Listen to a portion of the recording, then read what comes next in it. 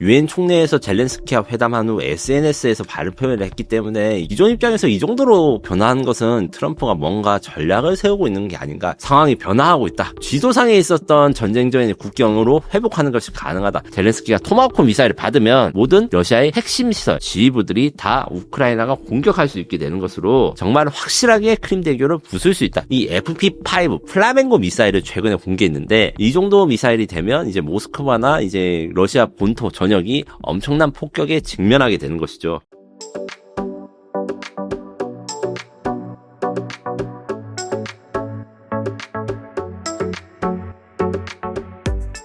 김민석의 전쟁연구소 시간입니다. 김민석 기자님 나오셨습니다. 기자님 안녕하세요. 안녕하세요. 기자님, 트럼프 대통령이 최근 우크라이나가 영토 전부를 수복할 수 있고 전쟁에서 러시아한테 이길 수도 있다. 러시아는 종이 호랑이다라는 글을 트루스 소셜에 트윗을 하셔서 굉장히 이게 이슈가 됐거든요. 이거 사실입니까, 이거? 네, 발언 사실이 확인되었고 2025년 9월 23일 그 뉴욕에 있는 그 유엔 본부에서 유엔 총회에서 젤렌스키와 회담한 후 SNS에서 발표를 했기 때문에 이게 의도를 한 걸로 보기에는 좀 말이 세잖아요. 그렇기 때문에 사실 해석은 여러 가지가 될 수 있는데 저는 사실 어떻게 보냐면 기존 입장에서 이 정도로 변화한 것은 트럼프가 뭔가 전략을 세우고 있는 게 아닌가 이렇게 의심합니다. 물론 트럼프에 대해서 평가는 여러 가지가 있을 수 있고 뭐 트럼프가 여러 가지 호칭도 있으면서 이제 막 비겁하다도 있고 졸렬하다도 있고 뭐 이랬잖아요. 저는 그렇게까지는 보지 않고 나름 이제 세계 최강대국의 대통령이 이렇게 결정을 하고 하는 거는 좀 극단적인 게 있었더라도 자신의 전략이라든가 어떻게 하면 세계를 재편하겠다 이런 의도가 남아있다고 생각하거든요. 그래서 돌이켜 생각해보면 요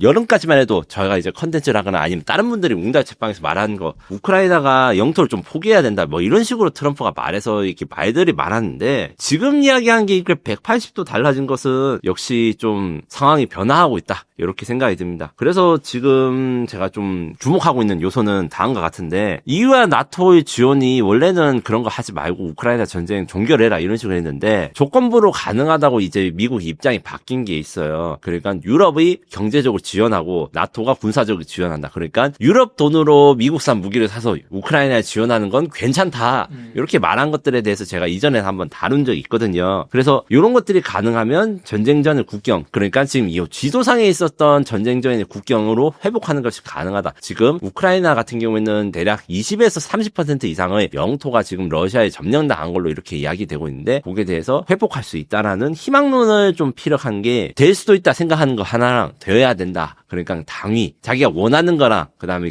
가능성을 보는 거 둘 다 어느 정도 있다고 생각합니다. 러시아를 종이 호랑이로 비판하는 이 멘트 같은 경우에도 사실은 진작에 이런 말을 했었어야 되고 군사 전문가들, 특히 유럽과 미국의 군사 전문가들은 이렇게 이야기를 해요. 러시아가 이제 일주일도 안 될 전쟁, 안 걸릴 전쟁을 이제 3년 만에 목적 없이 싸우고 있어 막대한 피해를 가지고 있기 때문인데 요거는 또 사실 제가 좀 고백할 게 뭐냐면 우크라이나 전쟁에 제가 맞추지 못했거든요. 그래서 우크라이나 전쟁이 시작되기 일주일 전에 제가 어떻게 칼럼을 썼냐면 모스크바, 그러니까 푸틴은 전쟁을 하지 않을 것 같아. 지금 우크라이나 국경 지방에 뭔가 훈련을 한다고 사람들 동원했는데 훈련 내용이라든가 이런 것들이 좀 너무 허접하다. 그리고 사람들 러시아 군인들이 지치고 있는데 이런 지치고 힘든 병사들로 우크라이나를 공격한다고? 뭐 이런 식으로 제가 썼다가 보기 좋게 틀렸거든요. 이 말은 즉슨 거꾸로 생각하고 이야기를 하면 러시아의 전력 자체가 이야기가 쉽게 말해서 풀파워로 시작한 전쟁이 처음부터 아니었고 그 다음에 러시아의 판단력 문제라든가 그 중에서 많은 시행착오를 겪었기 때문에 누적이 된다. 물론 우크라이나도 누적이 되기 때문에 러시아에 대해서 친러시아적으로 하신 분들은 러시아보다 우크라이나가 크기가 훨씬 작고 국력이 약하니까 똑같이 소모전으로 가면 러시아가 훨씬 유리하다. 이것들이 이제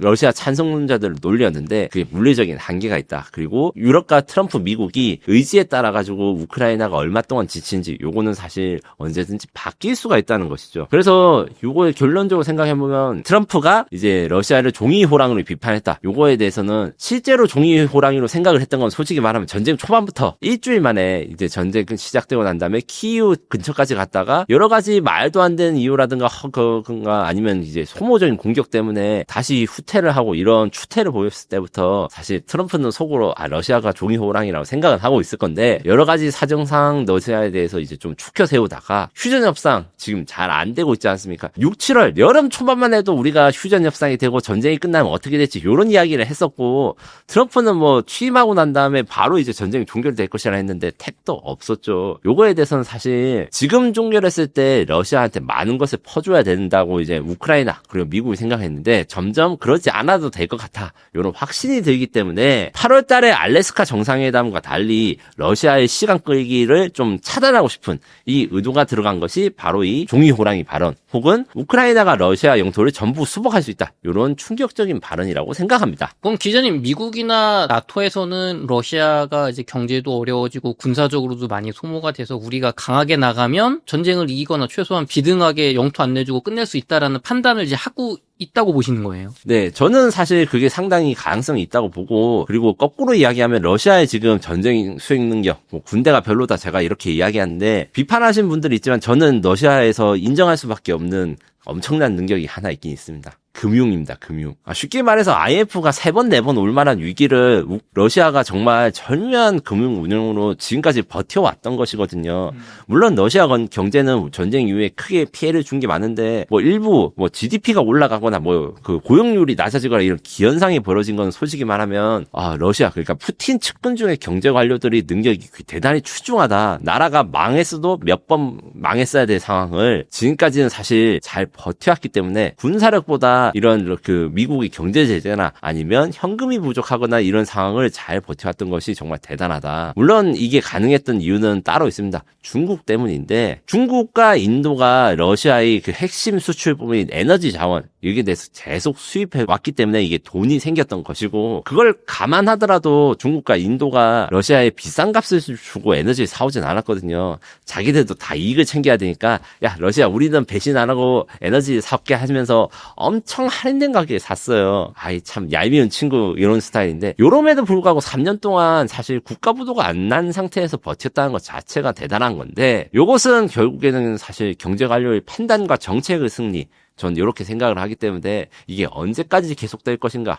그 다음에 러시아가 인구랑 자원이 아무리 많다 해도 버티는 데는 한계가 있을 것이다. 이렇게 정리할 수 있습니다. 젤렌스키 대통령이 트럼프 대통령의 이 발언에 환호를 하면서 너무 좋잖아요. 그 입장에서는. 그래서 미국에게 모스크바를 타격할 수 있는 토마호크 미사일을 요청했다고 하는데 왜 이런 요청을 하게 된 건가?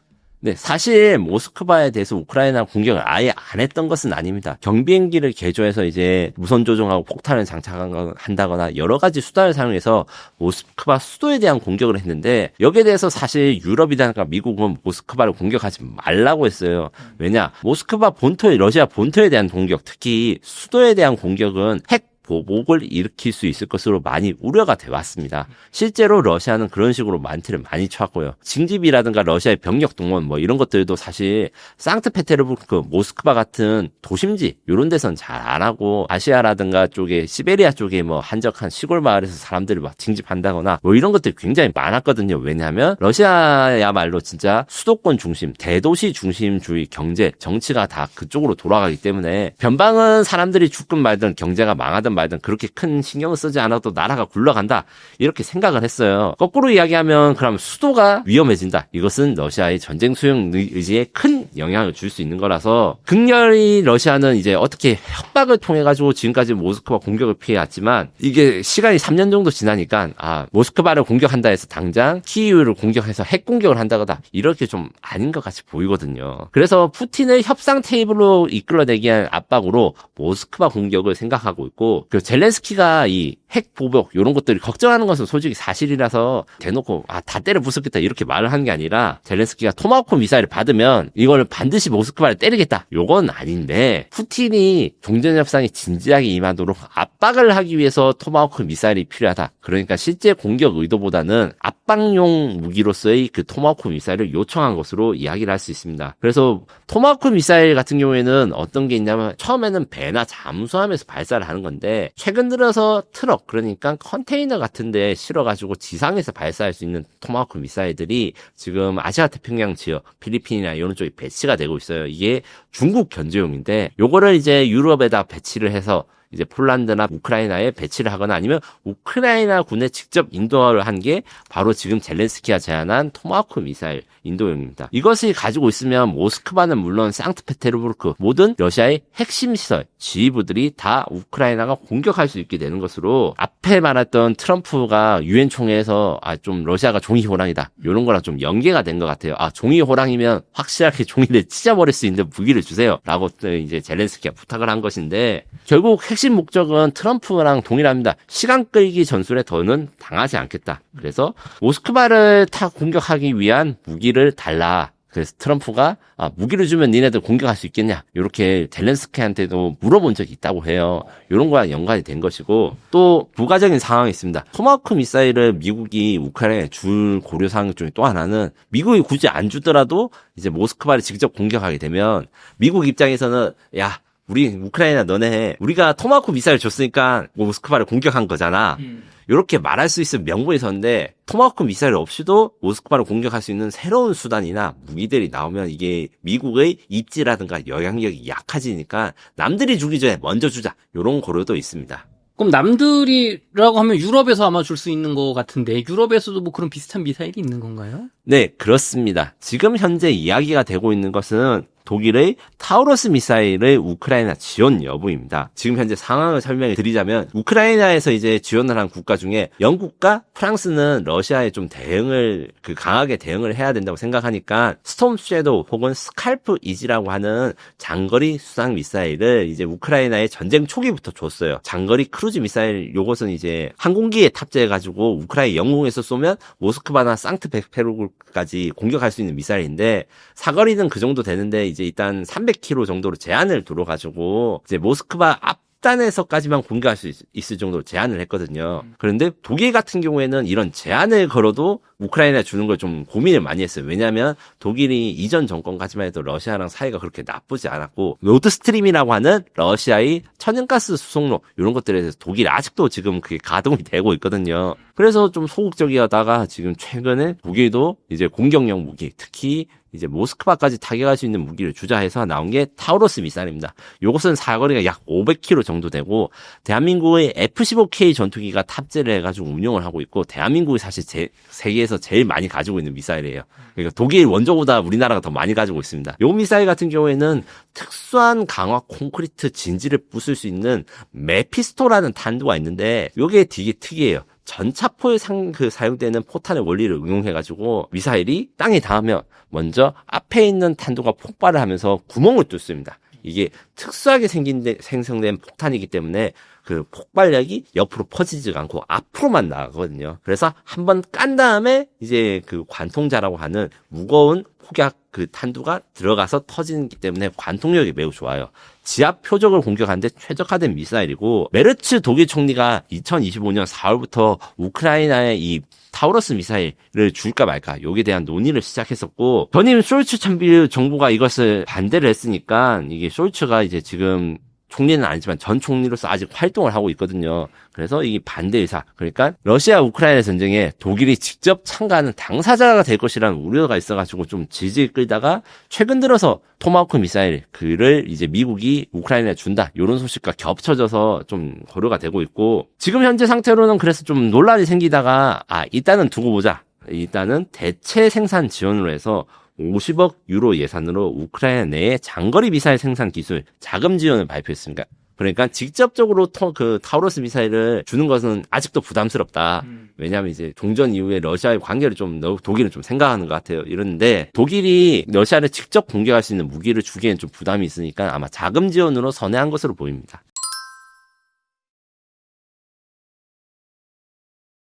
우크라이나가 사실 타우러스나 토마호크 미사일 이런 거 미국이나 독일한테 받아서 하려는 게 러시아와 크림반도를 연결하는 크림대교를 폭격하려고 한다고 하는 얘기도 있거든요. 근데 실제로 이미 우크라이나는 크림대교를 폭격을 하고 있다면서요? 끊어버리려고? 네. 지금 이야기되고 있는 장거리 공격 무기는 사실 그러니까 우크라이나 북쪽 모스크바나 이런 쪽을 공격하기 위한 건데 전쟁 초기에는 크림 반도에 대한 공격을 위해서 공급된 게 제가 앞서 말한 프랑스와 영국의 스톰새도 미사일입니다. 그러니까 요 사거리가 긴 미사일을 북쪽보다 남쪽이 먼저 쓴 거죠. 왜냐하면 이 남쪽 같은 경우에는 원래 우크라이나가 영토로 삼았던 부분이기 때문에 러시아가 이 미사일 사용한다 해가지고 뭐 핵무기를 사용한다거나 협박을 할 가능성이 적기 때문입니다. 2025년 6월에 이제 3차 공격을 감행했는데 1차, 2차도 상당히 강력한 공격을 해서 어떤 식으로 했냐. 이 탱크로에다가 폭탄을 설치한 다음에 그 무인으로 운전한 다음에 이제 그 다리 한박 크림 대구 한복판에서 폭발을 시키거나 아니면 자살 공격 보트를 사용해가지고 이제 무인 드론 보트가 크림 대교 교각을 들이받아서 폭발을 시키거나 이런 것들을 했는데 6월 3일 3차 공격을 수행한 거는 우크라이나 보안국이 수중 교각이나 1,002톤의 폭발물을 사용해서 폭발을 했습니다. 이게 왜 중요하냐면 1차, 2차 공격 같은 경우에는 사실 사람이 직접 들어가지 않았어요. 그러니까 용병을 조정하는 트럭에다가 폭격을 시거나 아니면 보트에다 폭격을 실었는데 SBU 우크라이나 보안국은 굉장히 무서운 곳입니다. 사실 제가 여기 다닌 분 한 분 뵌 적이 있어요. 심지어 한국에도 오신 적이 있어요. 이분이 그 임무를 수행하기 위해서. 왜냐하면 아시아 태평양 쪽에 좀 정보를 얻기 위해서. 그래서 나라의 규모에 비해서 원래 이 우크라이나 보안국이 한국의 국정원 그다음에 한국의 특수전 사령부를 약간 섞어 놓은 거예요. 정보기관이자 특수부대가 섞어진 그런 기관입니다. 이들이 직접 사람 쏘는 TNT 1톤을 교각에 설치했다는 거는 그만큼 크림반도나 크림대교에 대해서 러시아가 방비를 못하고 있다. 그리고 정말 확실하게 크림대교를 부술 수 있다. 이걸 증명해 준 것이고 크림대교의 경우에는 정말 러시아의 핵심 보급로입니다. 크림반도는 이제 러시아가 우크라이나에 대해서 이제 좀 반감을 가지는 것 중에 가장 핵심적인 지역이고 우크라이나의 영토를 이전부터 뺏은 지역이에요. 요거는 사실 우크라이나가 아니라 러시아의 영토다. 왜냐? 여러 가지 이유가 있지만 역사적인 환경도 그렇고 사실 크림반도가 러시아가 정말 좋아하는 휴양지입니다. 왜 휴양지인지 생각해보고 지도를 보시면 명확하게 늘어집니다. 러시아의 영토 중에서 여름에 해수욕장에서 이제 선탠을 할 수 있는데 몇 개 없는데 요 크림반도 위치를 보세요. 밀라노 밑에 크로아티아 요쪽 부분이죠. 요 위도가 여기가 정말 그래서 러시아의 권력자들이 방학 때 그다음 휴가 때 놀기 정말 좋은 곳이고 요거를 우크라이나에 뺏긴 게 정말 싫었거든요. 그리고 실제로 이제 우크라이나 민족보다는 사실 러시아인들이 많이 살았던 곳이라서 일찍이 러시아가 뺏은 땅이기도 합니다. 거기다가 지금 현재 우크라이나 전쟁에서는 핵심 보급로, 이 남부지방을 장악할 수 있는 보급을 유지하는 선이기 때문에 크림대교 폭격이 물론 러시아가 이제 세 번째 당하니까 복구도 빨리 하긴 해요. 하도 많이 당해가지고. 그렇지만 타격이 분명히 있다. 그래서 이 SBU 같은 경우에는 그리고 또 대단한 게 이번 공격에서 민간인 피해가 없었다. 이렇게 이야기를 하는데 이 말인 즉슨 다리에 차가 지나가고 있을 거 아니에요. 안 지나가는 타이밍을 노려서 공격할 정도로 정밀하게 했다. 바실 말루크 SBS 국장이 수개월간 준비한 이 작전을 직접 지휘한 것으로 알려지는데 이 사람이 유명한 게 그 거미줄 작전, 저희가 이제 컨텐츠로도 만들었던 이 모스크바나 우크라이나에서 수천 킬로 떨어진 전략 핵 폭격기 기지를 공격해서 폭격기 40대를 폭파시킨 그 사건을 지휘한 것도 이 SBU고 바실 말루크 국장이 주도했으니까 이들 같은 경우에는 사실 이제 역사적으로 굉장히 대단한 업적, 그러니까 나중에 이제 한 10년 15년 지나면 영화로 만들어지거나 혹은 게임 속의 미션이 될 만한 대단한 일들을 많이 만드는 국가이긴 해요. 그래서 우크라이나가 전쟁에 대해서 이제 좀 전체적으로 대비를 못했고 그것 때문에 지금도 영토를 많이 뺏기긴 했으나 우크라이나 자체의 저력은 있다. 뭐 드론을 열심히 만든다거나 아니면 이렇게 특수부대와 정보기관들이 활약이 있다거나 이것들은 사실이기 때문에 우크라이나에 대해서 비난하는 분들이나 아니면 우크라이나가 항상 질 거라고 하시는 분들이 어느 정도 그 말도 일리가 있었어요. 군력이 너무 약하니까 말도 안 된다. 러시아를 이길 수 없다. 이렇게 했던 거에 실제로는 그렇게 되지 않았던 이유가 이렇게 이제 몇몇 이 엘리트 부대, 그다음 특수부대원들의 활약이 있었기 때문이다. 이렇게 생각합니다. 그런데 이게 지금까지는 미국의 뭐 토마호크나 독일의 타우러스 미사일 같이 외국에서 미사일을 주면 우리가 전쟁을 한번 잘해보겠다 이렇게 좀 어떻게 보면 읍소하는 상황이었는데 최근에 우크라이나에는 이제 토마호크나 타우러스 안 줘도 된다. 우리가 그거보다 더 뛰어난 장거리 미사일 만들어서 우리가 폭격하겠다라고 하면서 자체적으로 지금 엄청난 미사일들을 만들어내고 있다고 하는데 이게 사실인가요? 절반은 사실이고 어느 정도 우크라이나가 좀 과장을 하는 면도 있으나 이제 우크라이나의 또 다른 저력, 그러니까 기술력에 대해서 우리가 좀 짚고 넘어가지 않을 수 없다. 이렇게 정리가 됩니다. 무슨 말이냐고 하면 우크라이나의 국방 스타트업 파이어 포인트라는 회사가 있습니다. 이 회사는 전쟁이 일어나고 생긴 스타트업이에요. 원래 이제 주인장은 뭐 건축가였다고 하고 자기 친구들을 모아서 야, 기업으로 해서 우리 전쟁을 수행할 때 도움이 될 만한, 국가에 도움이 될 만한 기업을 만들자 해서 만들다가 이 FP5 플라멩고 미사일을 최근에 공개했는데, 이 회사는 그래서 기업 그 국가에 도움이 될 만한 걸 뭘 만들자, 자체적인 드론을 만들자 해서 FPV 1, 2, 3, 4가 있어요. 요것들 같은 경우에는 지금도 실전에서 쓰이고 있고, 이제 몇 개는 우크라이나가 이제 모스크바나 근거에 공격할 정도로 좀 성능이 높은 드론을 우크라이나 기술로 만들어서 공격하는 걸로 유명했거든요. 그런데 이 FP 플라밍고 미사일은 사실 미사일이지만 드론보다 훨씬 큽니다. 어느 정도 크냐면 길이가 10m가 넘고 무게가 6톤이 넘어요. 이게 어느 정도 그리냐면 이제 우리가 FA-50이 이제 수출이 잘 된다 이렇게 하는데 거의 FA-50 비슷한 정도로 말이 미사일이지 항공기에 가깝습니다. 엔진도 우크라이나에서 AL222라는 엔진을 장착하는데 이게 우크라이나산 엔진이거든요. 이게 원래 비행기에다 다는 엔진을 미사일에다 박아 넣은 겁니다. 크기도 굉장히 커서 그래서 6톤이라는 중량인데 6톤이라는 중량이 얼마나 무거운가? 제가 앞서 이제 토마호크 미사일 이야기를 좀 했잖아요. 토마호크 미사일이 1톤이 잘 안 됩니다.